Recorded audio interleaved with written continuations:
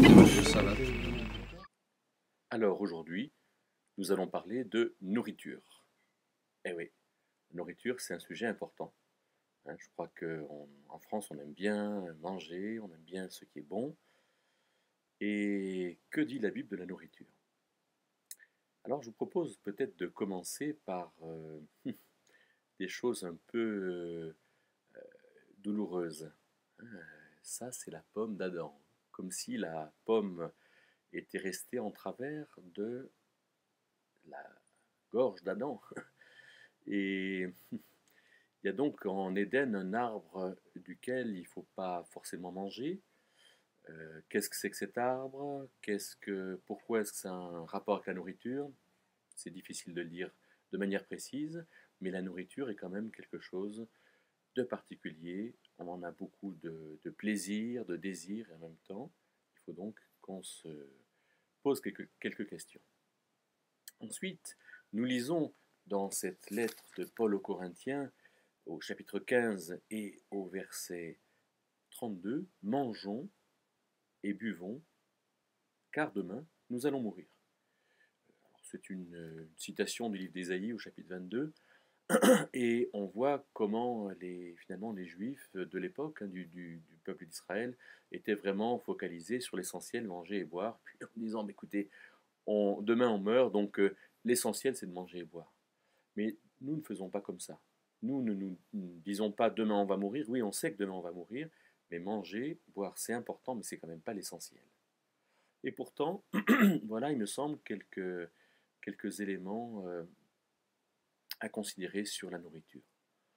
D'abord, je dirais que dans l'ensemble de la Bible, le blé, c'est quelque chose qui est au milieu du repas. Le blé.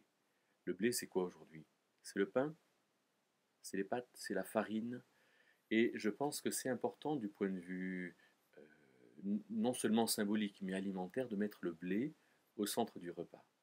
Jésus a pris du pain et a donné du pain, et à l'occasion de la scène, de ce repas de l'Eucharistie.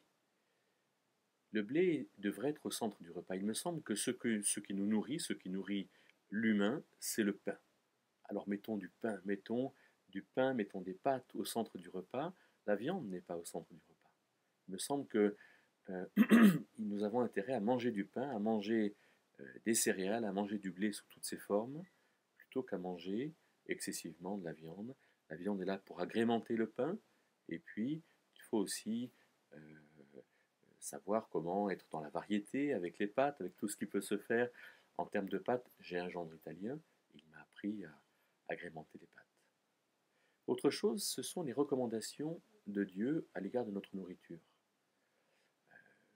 On lit par exemple en Genèse, à la fin de Genèse 1, que Dieu avait donné à l'homme le fruit de l'arbre et puis toute plante verte pour se nourrir, mais pas la viande. La viande, ça vient après le déluge. Alors pourtant, dans les sacrifices qui devaient être mangés par les sacrificateurs, la viande est là. Ça montre bien que la viande n'est pas un problème. Et puis il va dire aussi dans l'Épître aux Corinthiens ou ailleurs, dans 1 Timothée 4, qu'il faut manger tout ce qui se vend à la boucherie, et que finalement, euh, toute viande est sanctifiée par la prière. Elle est rendue propice pour l'homme dès l'instant où on la consomme dans un esprit de prière. Mais quand même, les légumes, les fruits, le blé sont des choses importantes.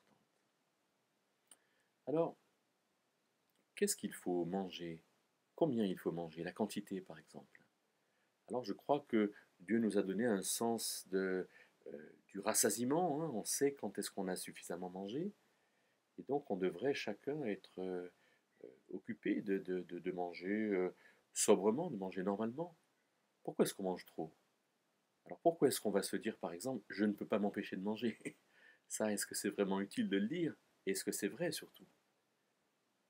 En qualité, on devrait manger quelque chose de qualité. On devrait se rendre compte qu'il y a des choses qu'on digère mieux que d'autres, il y a des choses qui nous sont plus favorables. Quand on mange, pourquoi est-ce qu'on mange?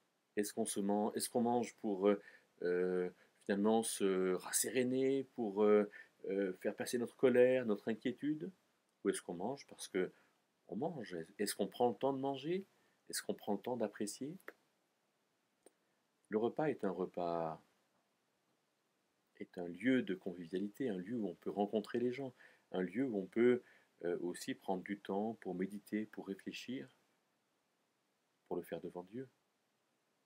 Je voudrais peut-être vous proposer un verset, hein, ce verset d'Apocalypse 2, verset 20, où le Seigneur Jésus dit, « Voici, je me tiens à la porte et je frappe.